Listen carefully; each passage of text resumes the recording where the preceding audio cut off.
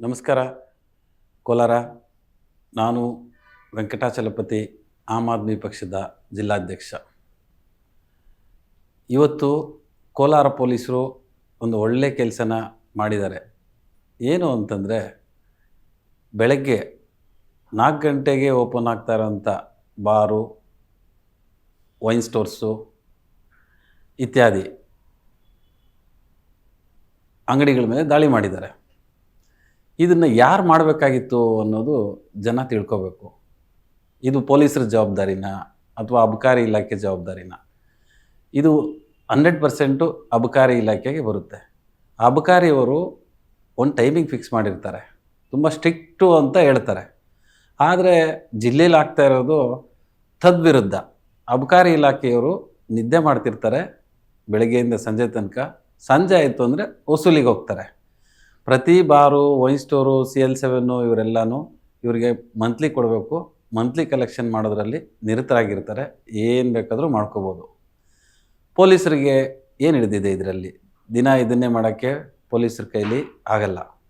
ಇವರು ಜವಾಬ್ದಾರಿ ಏನಿದೆ? NDPS ಹಿಡಿಬೇಕು, ಗಾಂಜಾ ಕೇಸುಗಳು ಮಾಡಬೇಕು, ಅಫೀಮು, ಡ್ರಗ್ಸು, ಈ ಥರ ಕೇಸುಗಳನ್ನೆಲ್ಲ ಬೆನ್ನತ್ತಿ ಸಮಾಜದ ಸ್ವಾಸ್ಥ್ಯನ ಉಳಿಸೋಕ್ಕೆ ಕೆಲಸ ಮಾಡಬೇಕು. ಇದ್ರ ಜೊತೆಗೆ ಅಬಕಾರಿಯವ್ರಿಗೆ ಇನ್ನೂ ಒಂದು ಜವಾಬ್ದಾರಿ ಇದೆ. ಬರೀ ಜನರಿಗೆ ಕುಡಿಸೋದಷ್ಟೇ ಇವ್ರದ್ದು ಜವಾಬ್ದಾರಿ ಅಲ್ಲ. ಕುಡಿತಾ ಬಿಡಿಸೋದ್ರ ಕಡೆಗೂ ಇವರು ಗಮನ ಹರಿಸ್ಬೇಕು. ಅದಕ್ಕೆ ಕೋಟ್ಯಾಂತರ ರೂಪಾಯಿ ಹಣನ ಸರ್ಕಾರ ಮೀಸಲಿಟ್ಟಿರುತ್ತೆ. ಇವರು ನಕಲಿ ಬಿಲ್ಲುಗಳಾಕಿ ಅದನ್ನೆಲ್ಲ ಎತ್ತಿ ತಿನ್ಕೊಂಬಿಡ್ತಾರೆ. ಅರಿವು ಅನ್ನೋದು ಒಂದು ಸಂಸ್ಥೆ ಇದೆ. ಆ ಅರಿವು ಮುಖಾಂತರ ಜನರಿಗೆ ಕುಡ್ತಾ ಬಿಡ್ಸೋಕ್ಕೆ ಏನೇನೆಲ್ಲ ಬೇಕೋ, ಮಹಾತ್ಮ ಗಾಂಧಿಯವರ ಆಶಯಗಳನ್ನು ಎತ್ತಿ ಹಿಡಿಬೇಕು ಅಂತ ಹೇಳಿ ಸರ್ಕಾರ ಸಾವಿರಾರು ಕೋಟಿನ ಖರ್ಚು ಮಾಡುತ್ತೆ ಪ್ರತಿ ವರ್ಷ.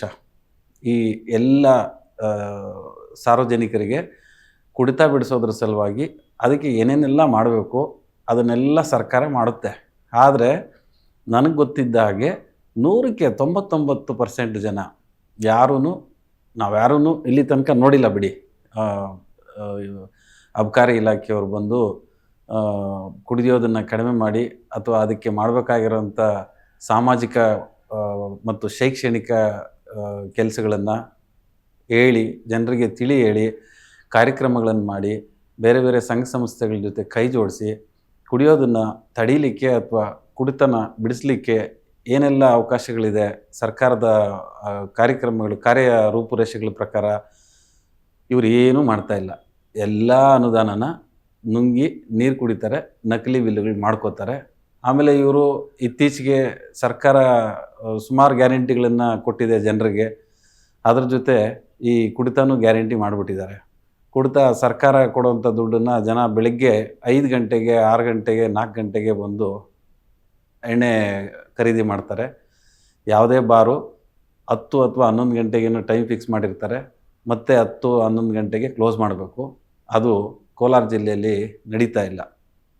ಇದೆಲ್ಲರದ ಜೊತೆಗೆ ಕಿರಾಣಿ ಅಂಗಡಿಗಳಲ್ಲಿ ಪ್ರತಿ ಹಳ್ಳಿ ಮತ್ತು ನಗರದಲ್ಲಿ, ಎಲ್ಲ ನಗರಗಳಲ್ಲಿ, ಎಲ್ಲ ಟೌನ್ಗಳಲ್ಲಿ ಕಿರಾಣಿ ಅಂಗಡಿಗಳಲ್ಲಿ ಬಾರು, ರೆಸ್ಟೋರೆಂಟು ಮತ್ತು CL7, CL2, CL9 ಸಿಗುವಂಥ ಎಲ್ಲ ಮದ್ಯ ಕಿರಾಣಿ ಅಂಗಡಿಗಳಲ್ಲಿ ಈಸಿಯಾಗಿ ಸಿಗ್ತಾಯಿದೆ.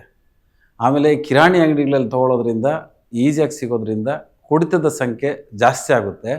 ಆಮೇಲೆ ಅವರು ಜಾಸ್ತಿನೂ ಕೊಟ್ಟು ಖರೀದಿ ಮಾಡಬೇಕು. ಉದಾಹರಣೆಗೆ 100 ರೂಪಾಯಿ ಮದ್ಯದ ಬೆಲೆ ಇತ್ತು ಅಂದರೆ, ಹಳ್ಳಿಯಲ್ಲಿ ಅಥವಾ ಬೇರೆ ಕಿರಾಣಿ ಅಂಗಡಿಗಳಲ್ಲಿ ಅವ್ರು ತೊಗೋಬೇಕು ಅಂದರೆ 120 ರೂಪಾಯಿಗೆ ಮಾರ್ತಾರೆ. 20 ರೂಪಾಯಿ ಎಕ್ಸ್ಟ್ರಾ ಕೊಟ್ಟು ಕುಡಿಬೇಕು. ಆ 20 ರೂಪಾಯಿ ಅದರಲ್ಲಿ ಇವರು ಮಂತ್ಲಿ ಮಾಮೂಲಿ ಹಾಕ್ಸ್ಕೊತಾರೆ. ಅಬಕಾರಿ ಇಲಾಖೆಗೆ ಗಮನಕ್ಕೆ ಬಾರದೆ ಯಾವುದೇ ಹಳ್ಳಿಯಲ್ಲಿ ಮದ್ಯ ಮಾರೋಕ್ಕೆ ಸಾಧ್ಯ ಇಲ್ಲ. ಅಬಕಾರಿ ಇಲಾಖೆಯವ್ರಿಗೆ ಚೆನ್ನಾಗಿ ಗೊತ್ತು. ಕಣ್ಣು ಮುಚ್ಕೊಂಡು ಯಾಕೆ ಕೂತಿದ್ದಾರೆ ಅಂದರೆ, ಮಂತ್ಲಿ ತಂದು ಕೊಡಲಿ ಅಂತ. ಆಮೇಲೆ ಈ ಹಳ್ಳಿಗಳಿಗೆಲ್ಲ ಹೆಂಗೆ ಸರ್ಬ್ರಾಜ್ ಮಾಡ್ತಾರೆ ಅಂದರೆ, ಅವರೆಲ್ಲ ಡೈಲಿ ಕಸ್ಟಮರ್ಸ್ ಥರ ಈ ಕಿರಾಣಿ ಅಂಗಡಿಗಳವರು ಒಂದೊಂದು ವೈನ್ ಸ್ಟೋರು ಅಥವಾ ಒಂದೊಂದು ಬಾರು ಅಥವಾ ಒಂದೊಂದು ಅಂಗಡಿಗಳಲ್ಲಿ ಮಾಮೂಲಿ ಮಾಡ್ಕೊಂಬಿಟ್ಟಿರ್ತಾರೆ. ಈ ಮದ್ಯದ ಅಂಗಡಿಗಳವರೇ ತೊಗೊಂಡೋಗಿ ಅವ್ರಿಗೆ ಸಪ್ಲೈ ಮಾಡ್ತಾರೆ. ಡೈಲಿ ಬೆಳಗ್ಗೆ ಹಾಕ್ಬಿಟ್ಟು ಬರ್ತಾರೆ, ಸಾಯಂಕಾಲ ಕಲೆಕ್ಷನ್ ಮಾಡ್ಕೊಂಡು ಹೋಗ್ತಾರೆ. ಸೊ ಇದು ಮದ್ಯದ ನೀತಿನ, ಮದ್ಯ ಮಾರೋ ನೀತಿನ, ಅಬಕಾರಿ ಇಲಾಖೆಯವರು ಇದನ್ನು ಮಾಡುವಂಥ ಸರ್ಕಾರ ಏನಾದರೂ ಹೇಳಿದೆಯಾ? ಯಾಕೆ ಇದ್ರ ಕಡೆ ಗಮನ ಹರಿಸಲ್ಲ? ಆಮೇಲೆ ಬೇರೆ ಥರದ್ದು ಕೇಸುಗಳು ಯಾಕೆ ಇವ್ರು ಮಾಡಲ್ಲ? ಒಂದು ಒಂದು ವೈನ್ ಸ್ಟೋರು ಅಥವಾ ಒಂದು ಬಾರು 4 ಗಂಟೆಗೆ ಓಪನ್ ಆಗುತ್ತೆ ಅಂತಂದರೆ ಇವ್ರು ಏನು ಮಾಡ್ತಿರ್ತಾರೆ? ಅಥವಾ 12 ಗಂಟೆ ಆದ್ರೂ ಬಾರ್ ಮುಚ್ಚಲ್ಲ ಅಥವಾ ವೈನ್ ಸ್ಟೋರ್ ಮುಚ್ಚಲ್ಲ. ಇವ್ರು ಏನು ಮಾಡ್ತಿರ್ತಾರೆ? ಯಾಕೆ ಕ್ರಮ ತಗೊಳ್ಳಲ್ಲ? ನಾವು ಯಾವ ಸಮಾಜದಲ್ಲಿ ಬದುಕ್ತಾ ಇದ್ದೀರಿ? ಕುಡಿಯೋದನ್ನು ಉತ್ತೇಜನ ಮಾಡ್ತಾ ಇದ್ದಾರಾ? ಅಥವಾ ಕುಡಿತಕ್ಕೇನಾದರೂ ತಡೆ ಮಾಡಬೇಕು ಅಂತ ಹೇಳಿ ಪ್ರಯತ್ನ ಮಾಡ್ತಾ ಇದ್ದಾರಾ? ಅದು ಯಕ್ಷ ಪ್ರಶ್ನೆ ಆಗಿದೆ.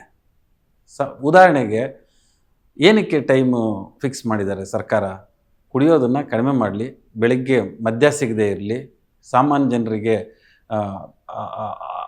ಸರಿಯಾದ ಸಮಯಕ್ಕೆ ಸಿಗಲಿಲ್ಲ ಅಂತಂದರೆ ಕುಡಿಯೋದನ್ನು ಕಡಿಮೆ ಮಾಡ್ತಾರೆ ಅಂತ ಹೇಳಿ ಒಂದು ಟೈಮಿಂಗ್ ಫಿಕ್ಸ್ ಮಾಡಿದ್ದಾರೆ. 11 to 11 ಅಥವಾ 10 to 11 ಈ ಥರ ಟೈಮ್ ಇದೆ. ಬೇರೆ ಬೇರೆ CL2ಗೆ ಬೇರೆ ಇದೆ, CL7ಗೆ ಬೇರೆ ಇದೆ, CL9ಗೆ ಬೇರೆ ಟೈಮಿಂಗ್ ಇದೆ. ಆ ಟೈಮಿಂಗನ್ನು ಇವರು ಮಾಡ್ತಾ ಇದ್ದಾರೆ.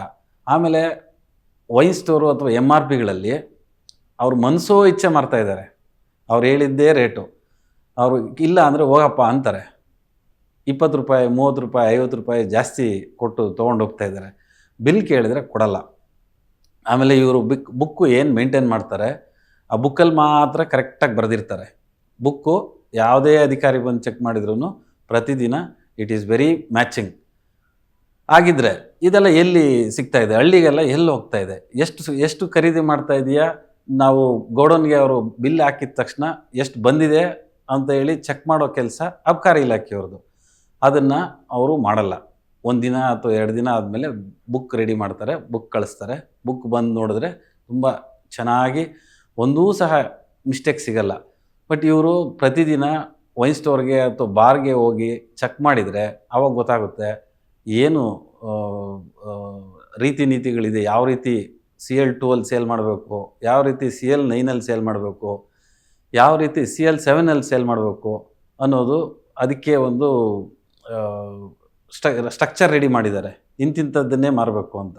ಬಟ್ ಅದಕ್ಕೆಲ್ಲನೂ ತದ್ವಿರುದ್ಧವಾಗಿ ಮಾಡ್ತಾ ಇದ್ದಾರೆ. ಅಬಕಾರಿ ಇಲಾಖೆಗೆ ಆದಾಯಕ್ಕಿಂತಲೂ ಅಬಕಾರಿ ಇಲಾಖೆ ಅಧಿಕಾರಿಗಳಿಗೆ ಲಂಚದ ರೂಪದಲ್ಲಿ, ಮಾಮೂಲಿ ರೂಪದಲ್ಲಿ ಏನು ಬರುತ್ತೆ ಅದಕ್ಕೆ ಮಾತ್ರ ಕಾನ್ಸಂಟ್ರೇಟ್ ಮಾಡ್ತಾ ಇದ್ದಾರೆ. ಸೊ ಇದ್ರ ಬಗ್ಗೆ ಜಿಲ್ಲಾಡಳಿತ ಕ್ರಮ ಜರುಗಿಸಲಿ, ಪೊಲೀಸವ್ರಿಗೆ ಒತ್ತಡ ಕಡಿಮೆ ಮಾಡಿ ಹೆಚ್ಚಿನ ಕೇಸುಗಳನ್ನು ಅಬಕಾರಿ ಇಲಾಖೆ ಹಾಕೋಕ್ಕೆ ಪ್ರಯತ್ನ ಮಾಡಲಿ. ಸಮಾಜದ ಸ್ವಾಸ್ಥ್ಯನ ಕೆಡಿಸದೆ ಉಳಿಸೋಕ್ಕೆ ಮತ್ತು ಬೆಳೆಸೋಕ್ಕೆ ಪ್ರಯತ್ನ ಮಾಡಲಿ. ಏನೇನೆಲ್ಲ ಅವಕಾಶಗಳಿದೆ ಕುಡಿತನ ತಡೆಯೋಕ್ಕೆ, ಕುಡಿಯೋದನ್ನು ಕಡಿಮೆ ಮಾಡೋಕ್ಕೆ, ಜನರನ್ನು ಆರೋಗ್ಯವಂತರನ್ನಾಗಿ ಮಾಡೋಕ್ಕೆ ಬಳಸುವಂಥ ದುಡ್ಡನ್ನು ಪ್ರಾಮಾಣಿಕವಾಗಿ ಬಳಸಿ ಜನರನ್ನು ಮುಟ್ಲಿ ಅನ್ನೋದು ನನ್ನ ಆಶಯ ಸರ್. ನಮಸ್ಕಾರ.